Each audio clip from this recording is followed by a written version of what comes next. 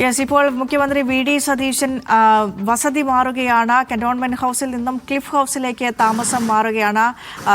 അധികാരമേറ്റ് മുഖ്യമന്ത്രിയെ സത്യപ്രതിജ്ഞ ചെയ്തതിനു ശേഷം ഏകദേശം ഒരു മാസം കഴിഞ്ഞപ്പോഴാണ് ഇപ്പോൾ ഇതാ കന്റോൺമെന്റ് ഹൗസിൽ നിന്നും, അതായത് പ്രതിപക്ഷ നേതാവിന്റെ വസതിയിൽ നിന്നും മുഖ്യമന്ത്രിയുടെ വസതിയായ ക്ലിഫ് ഹൗസിലേക്ക് താമസം മാറുന്നത്. മുഖ്യമന്ത്രിയുടെ ഔദ്യോഗിക വസതിയാണ്, കേരള മുഖ്യമന്ത്രിയുടെ ഔദ്യോഗിക വസതിയാണ് ക്ലിഫ് ഹൗസ്.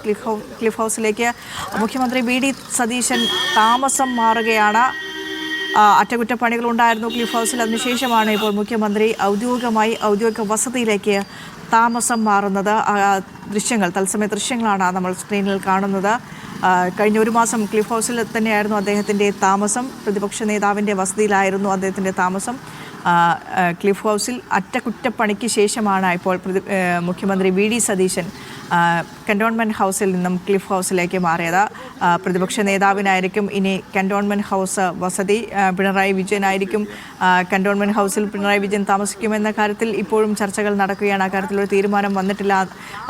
പിണറായി വിജയനോട് മാധ്യമപ്രവർത്തകർ ചോദിച്ചപ്പോൾ മുഖ്യമന്ത്രി ഒഴിഞ്ഞിട്ടില്ലല്ലോ, നിലവിലെ മുഖ്യമന്ത്രി വീട് ഒഴിഞ്ഞിട്ടില്ലല്ലോ എന്നായിരുന്നു പറഞ്ഞത്. ഏതായാലും മുഖ്യമന്ത്രി താമസം മാറുകയാണ്. കന്റോൺമെന്റ് ഹൗസിൽ നിന്നും ക്ലിഫ് ഹൗസിലേക്ക് കേരള മുഖ്യമന്ത്രി വി.ഡി. സതീശൻ താമസം മാറുകയാണ്.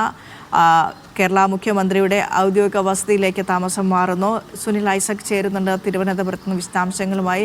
സുനിൽ, ഏകദേശം ഒരു മാസ കാലയളവ് എടുത്തു കന്റോൺമെന്റ് ഹൗസിൽ നിന്നും ക്ലിഫ് ഹൗസിലേക്ക് മാറാൻ.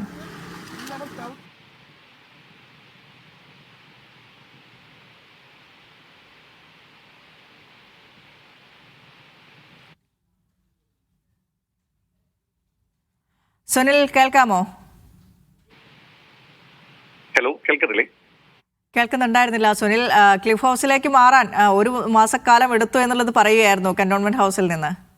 പക്ഷേ അധികാരം ഏറ്റെടുത്ത് ഒരു മാസവും 6 ദിവസവും പിന്നിടുമ്പോഴാണ് മുഖ്യമന്ത്രി തന്റെ ഔദ്യോഗിക വസതിയിലേക്ക് താമസം മാറ്റുന്നത്. ഇതുവരെ പ്രതിപക്ഷ നേതാവിന്റെ ഔദ്യോഗിക വസതിയായ കന്റോൺമെന്റ് ഹൗസിലായിരുന്നു. ഇന്നലെ തന്നെ ക്ലിഫ് ഹൗസിലേക്ക് താമസം മാറ്റുന്ന വിവരം അദ്ദേഹം അറിയിച്ചിരുന്നു. പക്ഷേ മാധ്യമപ്രവർത്തകർക്കൊന്നും അവിടെ പ്രവേശനമില്ല എന്നാണ് അറിയിച്ചിരുന്നത്.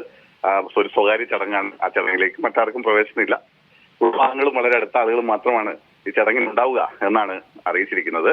എങ്കിലും നേരത്തെ നമുക്കറിയാം ഒരുപാട് പ്രത്യേകതകളുണ്ട്. ഒരുപക്ഷെ സംസ്ഥാന ചരിത്രത്തിൽ ആദ്യമായിട്ടാണ് ഒരു മുഖ്യമന്ത്രി അല്ലെങ്കിൽ ഒരു ബജറ്റ് അവതരിപ്പിക്കുന്നതിന് വേണ്ടി പ്രതിപക്ഷ നേതാവിന്റെ ഔദ്യോഗിക വസതിയിൽ നിന്ന് നിയമസഭയിലേക്ക് എത്തിയ കാഴ്ച കൂടി നമ്മൾ കഴിഞ്ഞ ദിവസങ്ങൾ കണ്ടിരുന്നു.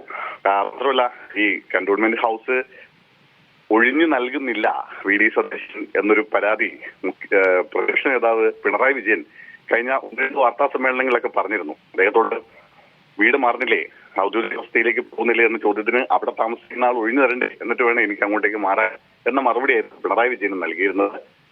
എന്തായാലും അവിടെ പക്ഷെ അറ്റകുറ്റപ്പണികൾ ബാക്കിയുണ്ടായിരുന്നു. അതിനുശേഷം ഹൗസിലേക്ക് മാറും എന്നാണ് അതിന് മറുപടിയായി മുഖ്യമന്ത്രി നൽകുകയും ചെയ്തത്. എന്തായാലും അറ്റകുറ്റപ്പണികൾ പൂർത്തിയാക്കി. ഇന്നലെ തൽക്കാലത്തേക്ക് ബജറ്റ് സമ്മേളനം അവസാനിച്ചിട്ടുണ്ട്. ഇനിയിപ്പോ 29-ന് നിയമസഭ ഉള്ളൂ.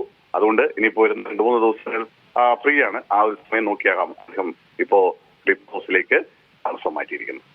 യെസ്, സുനിൽ ഐസക്കാണ് തിരുവനന്തപുരത്ത് നിന്ന് തത്സമയം വിശദാംശങ്ങൾ പങ്കുവച്ചത്. ഏതായാലും കേരള മുഖ്യമന്ത്രി വി.ഡി. സതീശൻ അദ്ദേഹത്തിന്റെ കേരള മുഖ്യമന്ത്രിയുടെ ഔദ്യോഗിക വസതിയായ ക്ലിഫ് ഹൗസിലേക്ക് താമസം മാറുകയായിരുന്നു.